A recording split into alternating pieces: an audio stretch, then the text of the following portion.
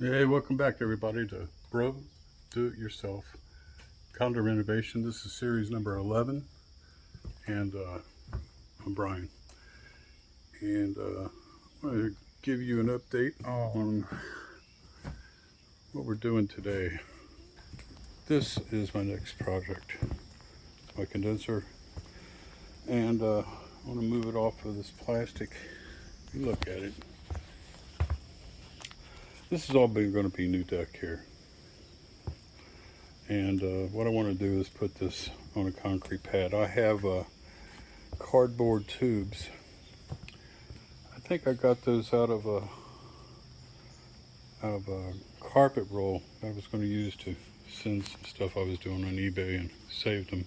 I want to put 5 pylons down in this 36-inch square, 30-inch, 36-inch pylons down, and maybe a 3 or 4-inch pad for that, so I can build my deck around it. So what I've got to really be careful about is these lines. I don't want to break that frame line, or I don't even know if I can do it. I might have to. I don't know if I'm going to get any movement out of any of that or not. I might be stuck with getting somebody out here to evacuate the lines, but I'll give it a shot. Anyway, that's my next project. What was giving me a headache about that was I didn't have a water supply out here. I've got one on the other side of the condo, but this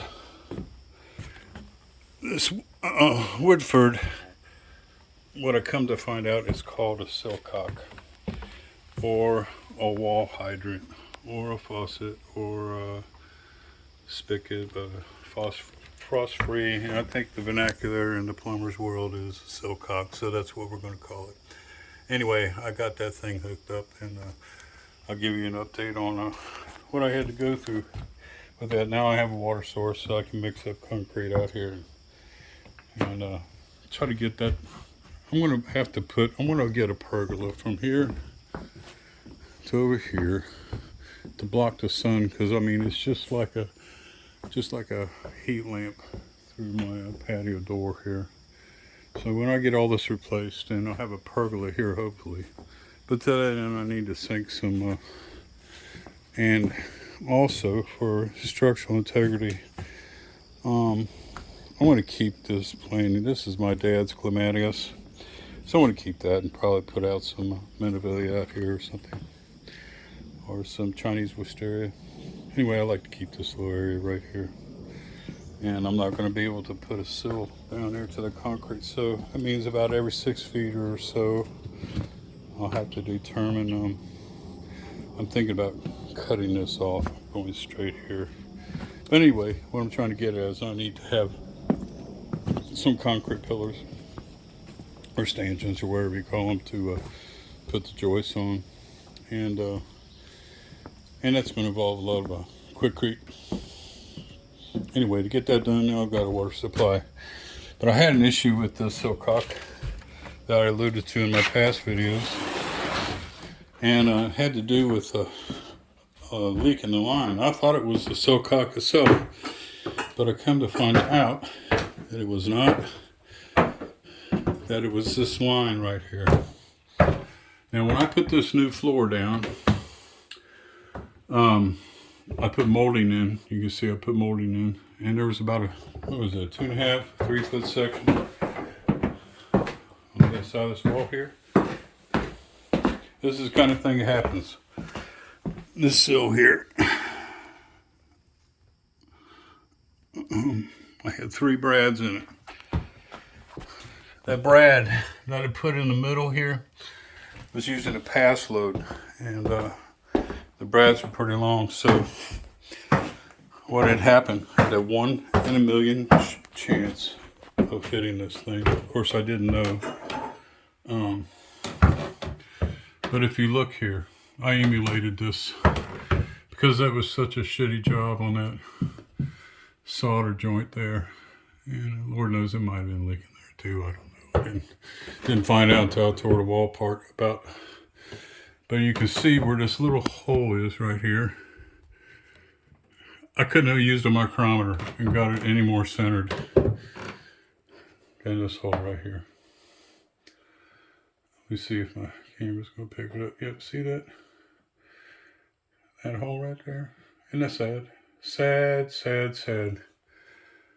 I mean, through dissimilar metal corrosion and just rust, you know, from that brad, it just got worse and worse. It probably started out as a sealed drip and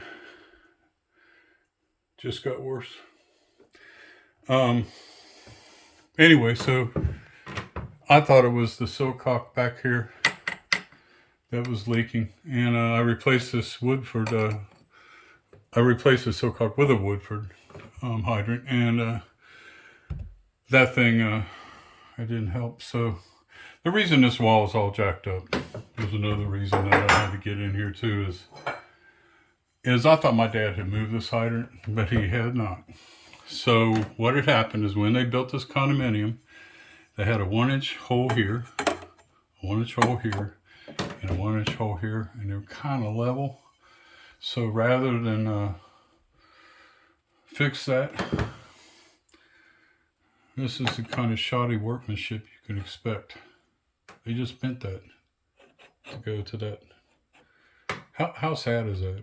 You know, I mean, it worked.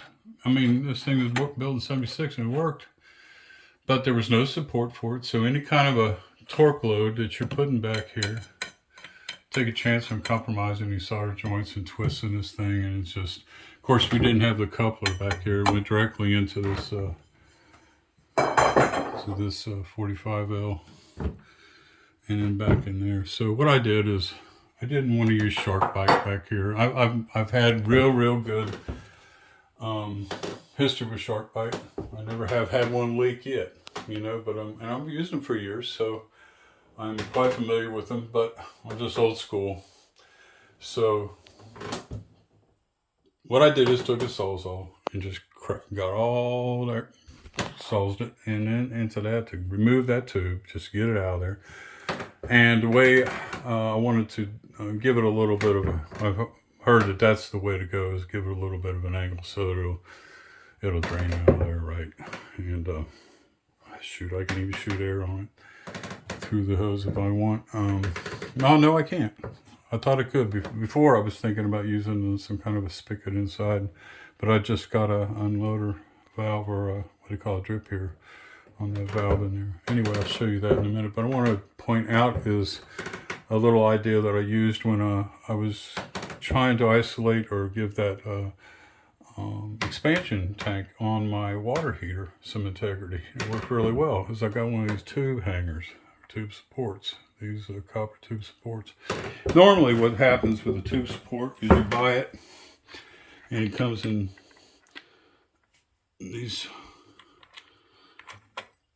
4 pieces right here, 2 screws and a little bail, little clamping. And what I did is I just bought 2 of them, and I ground the threaded part off so that I could screw them together, and it forms a pinching in there. You can see it's just under 360 degree. With the coating on it, it's probably, I don't know, probably 3 or 4 mil interference. You don't need a whole lot, but I cinched that down, and it's as solid as a rock in there now. There's nothing that's going to compromise any kind of torque load I put on this, which I think it went in 3, maybe 4 threads until I could get it to an angle. If I wanted to and really gone gorilla on it, I could have got a 4th. But I put Teflon and pipe dope on it. And it's got 90 pounds of pressure on it right now, so everything works. These are mending plates. They come 12 to a box. I was just thinking about maybe I should put one on this side, on the 16 on center. Ain't gonna be no picnic, but I probably should do that. Because they don't bite all the way into the stud. They just have teeth that grip it, and then I've got drywall screws holding them, and that gives it enough integrity, because there's only about 1.5 inches you can see back in there, maybe 1.25 inches, 1.5 inches, and it may not be enough. On this, I think this may be a structural load for the wall, or structural support. I don't know. But in any event, that's got enough. I'm not going to worry about that. Did the same thing here, cinched those down really well. So that is just a solid. It's got a nice, I think just about an inch from where it goes out to the wall. Kind of angles out that way to this. It's off level about an inch. Also, because of my history with this thing, I took a piece of Schedule 40. I just made this little spacer in here because when I put that pipe on the other side, it's just to keep it from going down. I might have enough to get underneath there, but I'll do that off camera. I just got a little spacer here to make it tight. Got a little movement there, but not much. And that's because what I did is fiddle farted around with that other tube. I was tired and I hadn't had 7/8 engagement into my shark bite on my other setup, and I think I had a 1/2 inch, and I was pulling down on this and pushing up on that and trying to get everything to work, and so when I turned the water on the next time, it just started flooding out of this. So what it was going on was that brad was dislodged from that copper tube, and it was just working up and down. So by that time, it was just after the corrosion that you saw on that copper pipe is just pouring out. So anyway, I supported this. I think it's real important because this goes down. I'm not certain, but I think this might go into the concrete. I know it goes below the two bys down there, and I'm not even going to go there because it works fine. This is my outside line. I have control of it. This is the bleed off for not only opening the wall hydrant, but coming back here, turning the water off and getting the water out of that line so it won't freeze. So I've got this nice and solid. That was no picnic getting in there either. I mean, nothing's easy, but it ain't that hard. It's just time consuming, you know? That's what I'm saying. The other day, I told you, took it around and 3 hours have gone by, and it just seems to be the going thing on any project. You know, just get started and time flies. So I put this in here just for the ease of connection down here, and everything works out fine. Like I say, that's done. Now I can, the main impetus was to have access to water to make my pylons and to get the concrete pad for my condenser out there. But the big thing is I want to put my chest freezer, which is current supplied by an extension cord. I want to have a dedicated line with emergency disconnect for the hell of it, since I'm supposed to do it. But I'm going to put that freezer right here. I'm going to put this on top of this right there. It's going to work out just fine. This will be an ironing area because you got to keep this clear so that my wife can do her ironing here if she ever wants to iron. And then we'll work from there on. I need to get on this too. I need to finish that up. But to that end, I just wanted to give you a kind of redo on a video I made the other day. My videos really are long, and I hate that. It bores you to death. So I want to thank you for coming back to Bro Do It Yourself. This is number 11. Number 12 will probably be a combination of me running a new line and emergency disconnect for this chest. Then again, I could do that in the winter. Maybe I should just jump out there on that pad. I'll make that decision tomorrow. Thanks for coming back, and we'll get back to you. See you. Yes, sir. That's it.